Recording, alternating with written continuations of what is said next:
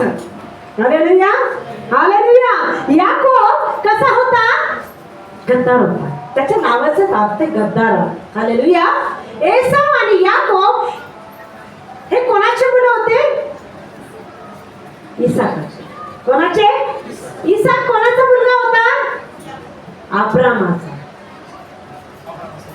अब्रामाचा मुलगा इसाक आणि इसाकाची मुलं याकूब आणि एसाव होते. हालेलुया. सगळ्यात मोठा मुलगा कोण होता? एसाव. दुसरा मुलगा कोण होता? याकोब. Hallelujah, hallelujah. पण त्याच्यामध्ये एक वाईट स्वभाव होता. मी एक वेळेस शिकवलं नाही तुम्हाला, प्रत्येकामध्ये सैतान दडलेला आहे. आठवतं का नाही माहिती? एकदा वचन शिकवलं होतं, आमच्यामध्ये सैतान दडलेला आहे. हालेलुया. आज तुम्ही म्हणाल माझ्यात कशाचा सैतान सिस्टर? Hallelujah, hallelujah. सैतान देणारा, वाईट विचार करणारा, कपट करणारा, निंदा करणारा, सहाडी करणारा, लबाडी करणारा हो कोण आहे? आमच्यातला दडलेला सैतान. कळत नाही आम्हाला, आमच्या चुका आम्हाला कळत नाही. जर आम्हाला कोणी म्हटलं बाई तू लय वाईट आहे, आम्ही दातमुट खाऊ काय मी वाईट केलं मला विचारायची, तिला मी काय वाईट केलं मला विचारायचा, हा मोठा सैतान. म्हणजे स्वतःची चूक कबूल न करणं हा सगळ्यात मोठा सैतान आहे. Hallelujah, hallelujah. आमच्या दडलेला ते दुष्ट आत्मा आहे. तो आम्हाला प्रार्थना करू देत नाही, तो आम्हाला वचन वाचू देत नाही, तो चांगल्या गोष्टी आम्हाला करू देत नाही, आम्हाला देवाजवळ बसू देत नाही, आम्हाला प्रभूच्या सान्निध्यात वाढू देत नाही, आम्हाला आराधना करू देत नाही, आम्हाला पवित्र जीवन जगू देत नाही. Hallelujah, hallelujah, hallelujah, hallelujah. आणि प्रियानो, हा सैतान प्रत्येक क्षणाला आम्हाला प्रभूपासून दूर नेतो. Hallelujah, hallelujah. येशू मसीह की हालेलुया. तसा हा याकोबामध्ये दडलेला होता. हालेलुया. आणि तो त्याच्या भावाचा आशीर्वाद, श्रेष्ठपणाचा आशीर्वाद तो स्वतः घेऊ इच्छित होता. हालेलुया. ज्याचा वाटा त्याला मिळाला पाहिजे. बरोबर आहे ना? जो मोठा आहे त्याला मोठं पण मिळालं पाहिजे, जो लहान आहे त्याला त्यानुसार वागलं पाहिजे. हालेलुया. पण त्याच्यामध्ये एक सैतान होता की तो त्याच्या मोठ्या भावाचा काय हिस्सा काय करत होता, त्याचा आशीर्वाद, त्याचं मोठेपण तो काय करत होता, मागू इच्छित होता. हालेलुया. मग त्यांनी काय केलं? एसाव बाहेरून शिकार करून जंगलातून आला. जंगलातून आल्यानंतर त्याला भूक लागली आणि हा याकोब डाळ बनवत होता, डाळ शिजवत होता. त्याने सुंदर डाळ बनवली. Hallelujah, hallelujah. याला लागली भूक. कोणाला? एसावाला काय लागली? भूक लागली. इतकं भुकेने व्याकुळ झाला. हालेलुया.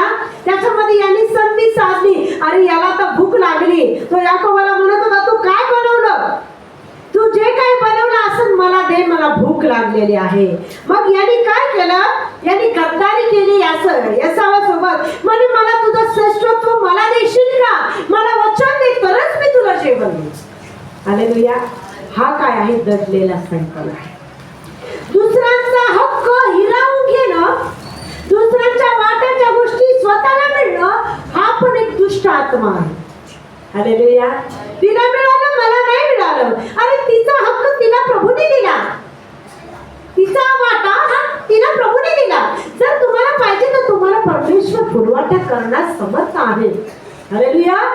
दुसऱ्यांच्या चांगल्या गोष्टीवर नजर ठेवणं लोभ धरणारा दुष्ट आत्मा आहे. Hallelujah, hallelujah, hallelujah. येशू मसीह की. आणि याकोबामध्ये तो लोभाचा आत्मा आला आणि त्याने काय केलं? त्याच्याकडून वचन घेतलं की तुझा श्रेष्ठत्वाचा वाटा मला दे तरच मी तुला जेवण देईन. आता भुकेच्या याच्यामध्ये व्याकुळ होऊन तो काय म्हणतो, हा चालत चालत घे. त्याला कारण नाही, हा पुढे चालून या एसावासोबत गद्दार होणार होता. Hallelujah, hallelujah, hallelujah. त्याने भुकेपोटी हो म्हणून टाकलं. पण हा चालाक होता, चतुर होता, चॅप्टर होता. त्याने काय केलं? त्याला जेवण दिलं. हालेलुया. त्याच्यानंतर त्याचा बाप इसाक आंधळा झाला होता. हालेलुया. त्याला दिसत नव्हतं. मग त्यांनी काय केलं? त्याला म्हटलं एसाव त्याच्या जवळ आहे. एसावाला काय म्हटलं? मला हरिण खायचे म्हणे, हरिणचं मांस मला खायचे म्हणे, ते मला आणून दे, मी तृप्त होईल आणि मी तुला आशीर्वाद देईन, तुझ्या मोठ्यापणाचा जो हक्क आहे तो तुला देईन म्हणे. हालेलुया. एसाव प्रामाणिक होता. हालेलुया. तो जंगलात गेला. जंगलात गेल्यानंतर याने बदमाशी केली याकोबाने. हालेलुया. हालेलुया. जे होतं वाढून आणून त्याला दिलं म्हणे, हे हरीने खा म्हणे. हालेलुया. हालेलुया. काय म्हणे? खा. आणि एसाव कुठं खरंच जंगलात गेला हरिण धरायला. तोपर्यंत याने बापाला भाकर दिली आणि याचा आशीर्वाद स्वतःवर घेतला. हालेलुया. केला का नाही गद्दार? झाला का नाही गद्दार? तसं आमच्यामध्ये पण घडलेला आहे गद्दारपणा. आमच्यामध्ये पण आहे दुष्ट सैतान. आज तो आम्हाला बाहेर काढायचा. हालेलुया. हालेलुया. पण याकोब देवाला भिवून वागणारा होता. हालेलुया. आता त्यांनी त्याचा हक्क तर घेतला, घाबरला. मग त्याच्यानंतर त्याच्यावर भरपूर हल्ले आले. जी बायको त्याला पाहिजे होती ती बायको त्याला मिळाली नाही. त्याच्या सासऱ्याने त्याच्याशी गद्दारी केली. आम्ही जे करणार तेच आमच्या समोर येणार, आम्ही जे पेरणार तेच आमच्या जीवनामध्ये उगवले जाणार. त्याने आपल्या भावाशी गद्दारी केली. मग त्याच्या सासऱ्याने याकोबाशी गद्दारी केली. त्याला लहानी मुलगी द्यायची तर लिया मोठी मुलगी दिली. हालेलुया. हालेलुया. हालेलुया. झाला का नाही त्याचा वाटा? त्याला जे त्यांनी केलं त्याच त्याच्या पुढं. हालेलुया. 7 वर्ष गुलामगिरी त्याने त्या सासऱ्याने करून घेतली जावयाकडून. आणि कोणती मुलगी दिली? 14 वर्ष. 7 वर्ष पहिले मोठी मुलगी दिली, लहान द्यायची. मग म्हटलं तुला जर लहान मुलगी माझी पाहिजे तर तू आणखी 7 वर्ष काय कर, माझ्या इथं काय कर, मोलमजुरी कर, त्याच्यानंतर माझी लहानी मुलगी तुला देईल. हे उदाहरण याच्यासाठी सांगत आहे की प्रियांनो, आम्ही जे जीवन जगतो ते देवाला भिवून जीवन जगावं. हालेलुया. आम्ही जर जिवंत आहोत तर आमच्यामध्ये जिवंत देवाचं वचन पाहिजे. प्रगटीकरण 3रा अध्याय. हालेलुया. प्रगटीकरण त्याचा 3रा अध्याय.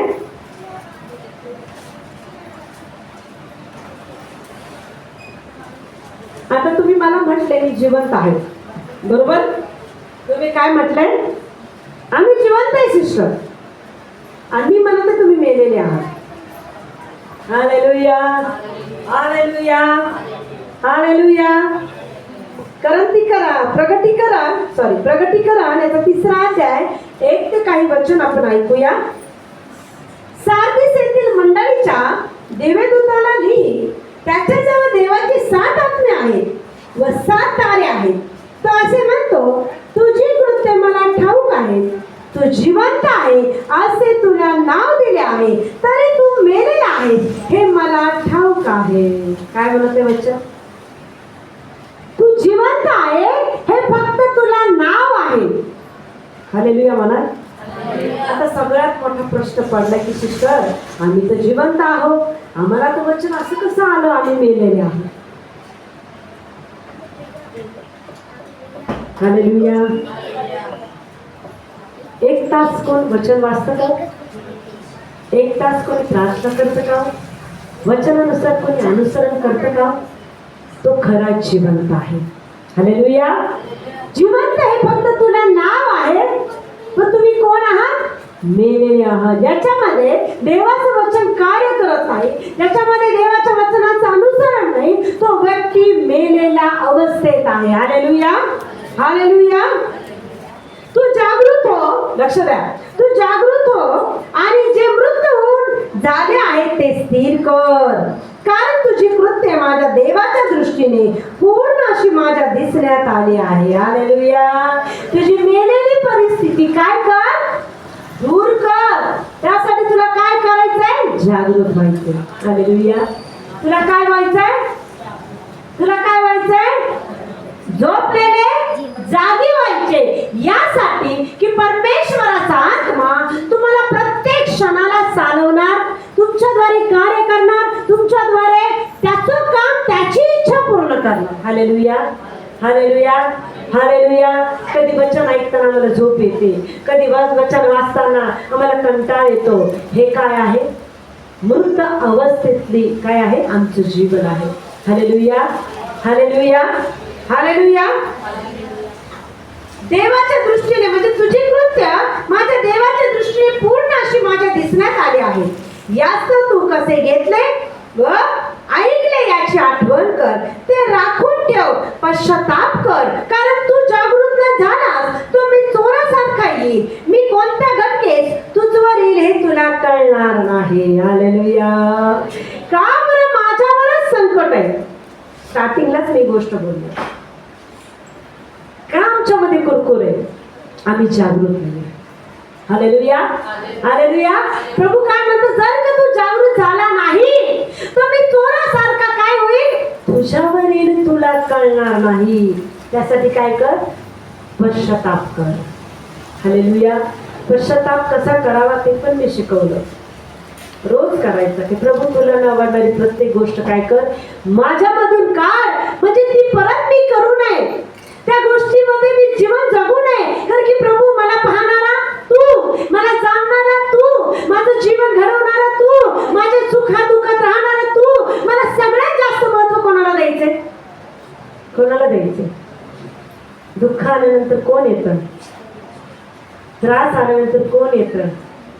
जिथं मनुष्याचे सगळे मार्ग बंद पडतात तिथं एकच मार्ग मोकळा करणारा कोण आहे? मग तो किती विशेष पाहिजे आमच्या जीवनात? ज्याच्या हातात माझं जीवन, ज्याच्या हातात माझं मरण, ज्याच्या हातामध्ये माझं सगळं काय आहे, मला सगळ्यात जास्त त्याच्याकडे लक्ष देणं आहे. Hallelujah, hallelujah.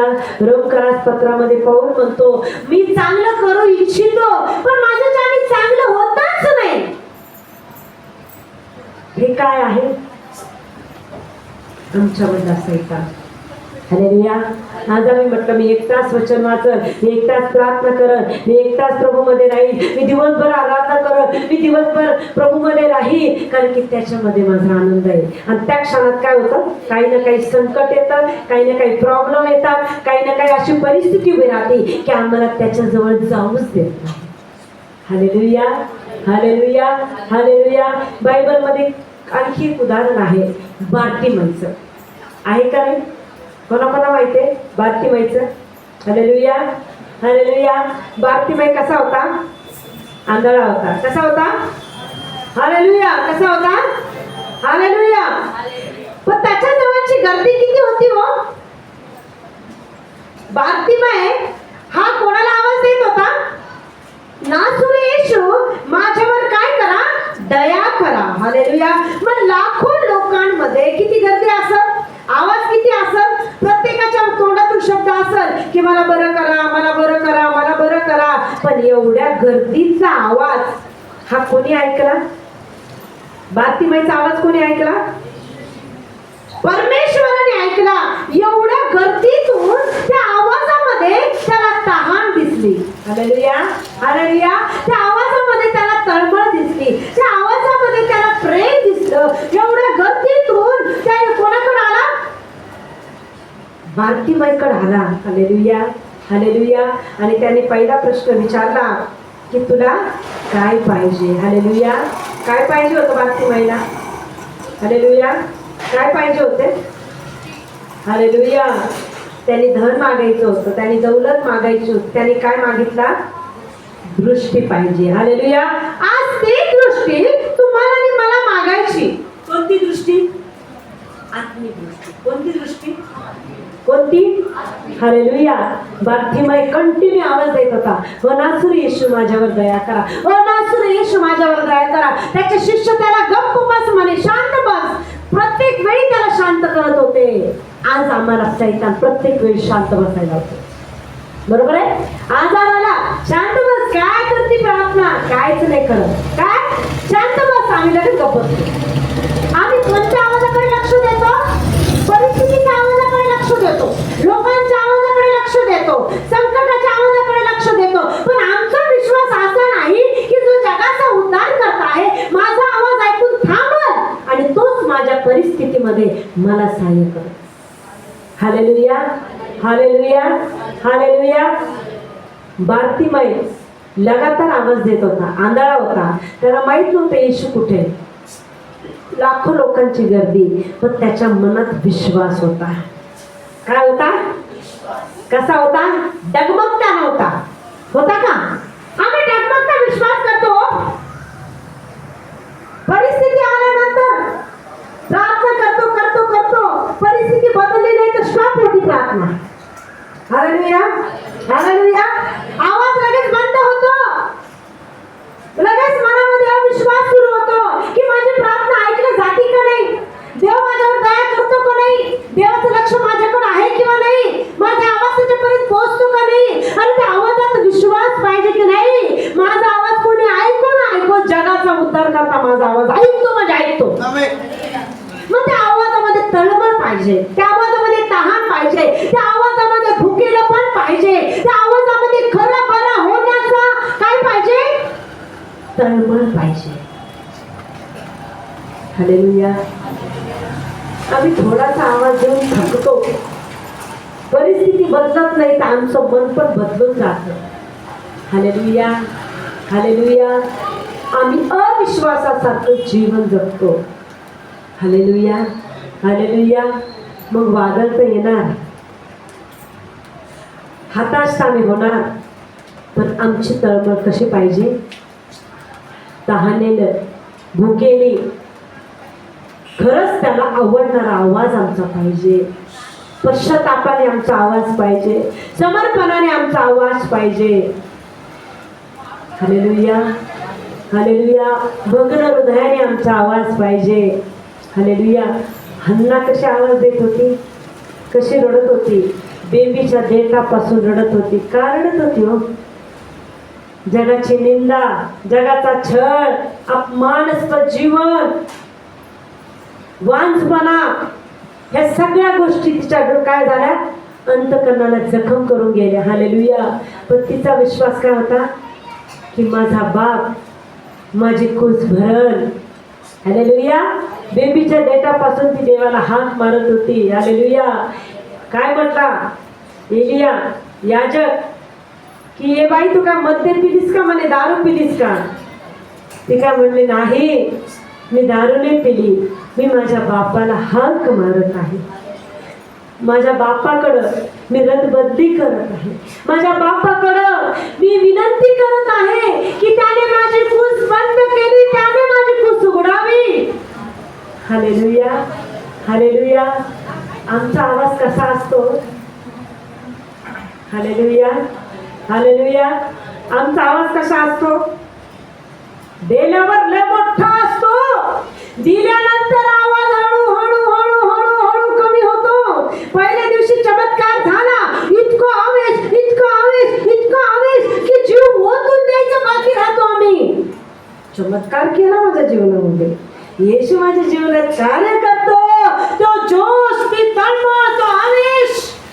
परत वादळ येतं आणि त्या वादळामध्ये वादळ हळूहळू शांत होतं, आवाज कमी कमी कमी कमी कमी होतो.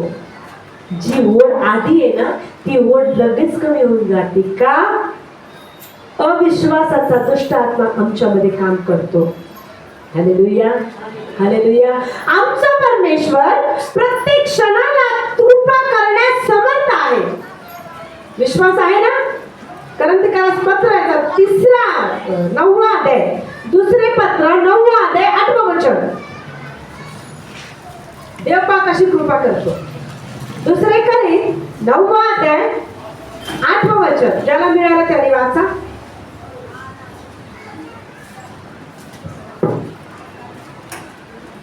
ज्याला मिळालं त्याने वाचा. 2 Corinth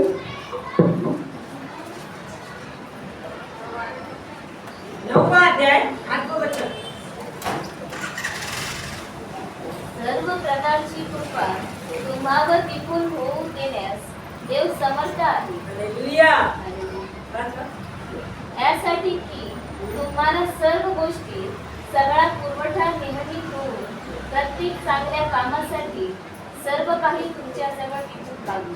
हालेलुया, हालेलुया. एक दिवसाचा पुरवठा म्हटलं का हो? एक दिवसाचा आशीर्वाद म्हटला. कसा आशीर्वाद म्हटलाय तो? Hallelujah, hallelujah. सर्व प्रकारची कृपा तुम्हावर विपुल होऊ देण्यास देव शक्तिमान आहे, यासाठी की तुम्हा सर्व गोष्टी सगळा पुरवठा नेहमी हो. काय म्हणत आहे? पुरवठा कधी? एक दिवसाचा नाही म्हटले, एका मिनिटाचा नाही म्हटले, एका घंट्याचा नाही म्हटले, एक हप्त्याचा नाही. कसा पुरवठा? हालेलुया.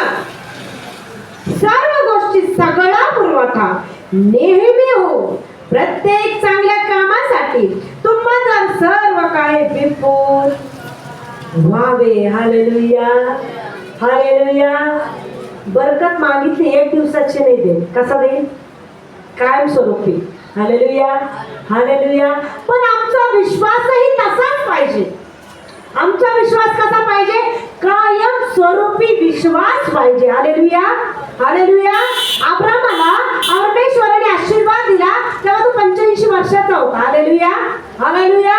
त्याच्यानंतर 25 वर्षानंतर त्याला मूल दिलं. किती वर्ष विश्वास ठेवला? 25. किती वर्ष? 25. आम्ही एक हप्ता पण मुश्किल आहे, बरोबर आहे. आम्ही एक महिना पण लय मुश्किल आहे.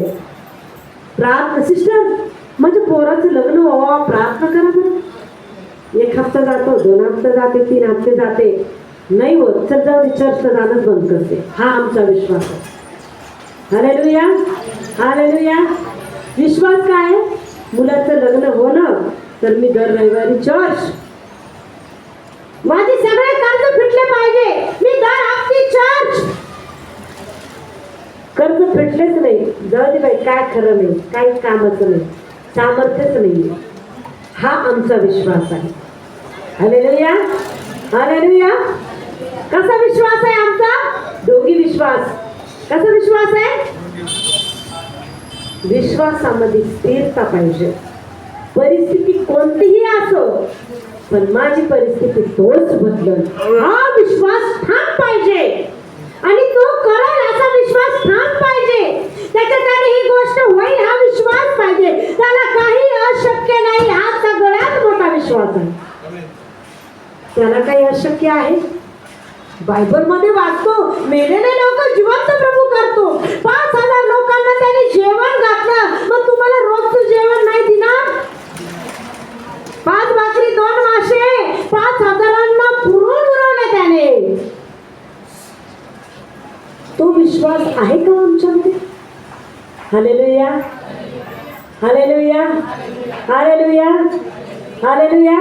दिल्यानंतर चांगलं, न दिल्यानंतर सगळ्यात वाईट. हालेलुया. अरे मिळो न मिळो, पण तो जर आहे तर आम्ही हताश राहू शकत नाही, आम्ही निराश राहू शकत नाही. कारण की त्याचं वचन आहे, परिस्थितीमध्ये तो तुम्हाला भस्म करू देणारा देव नाही. हालेलुया. विलाप गीत, उपदेशकाचं पुस्तक, याच्यानंतर विलाप गीत,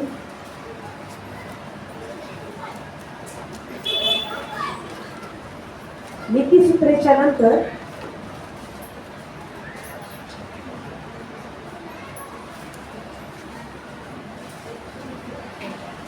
विलाप गीत आहे.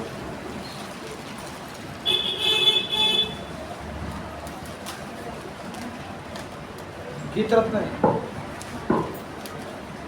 तिसरा अध्याय.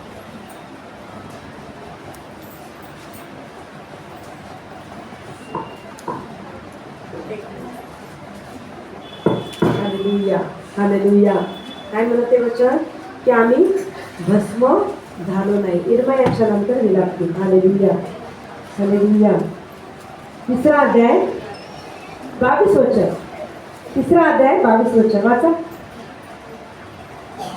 आम्ही भस्म झालो नाही, आम्ही भस्म झालो नाही, ही परमेश्वराची दया होय. ही परमेश्वराची दया होय. कारण त्याच्या करुणेत कारण त्याच्या करुणेत खंड पडत नाही. खंड पडत नाही. 23 वाच.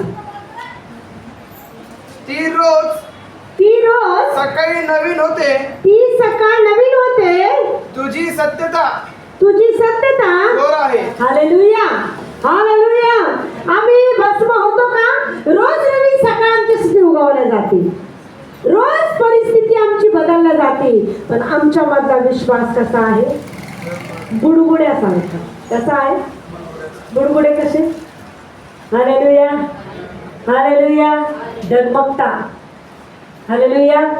जर विश्वासामध्ये स्थिर राहायचं तर परिस्थिती कितीही येऊ, मला विश्वासातून बाजूला जायचं नाही. हालेलुया. आज नाही मिळणार, उद्या तर मिळणार, उद्या नाही मिळणार, परवा तर मिळणार, कधी ना कधी माझी विनंती तो ऐकणार. बायबलमध्ये एक सुंदर वचन, एक उदाहरण दिलं परमेश्वराने. एक राजा होता. कोण होता? येशू ख्रिस्त दृष्टांताद्वारे बोल.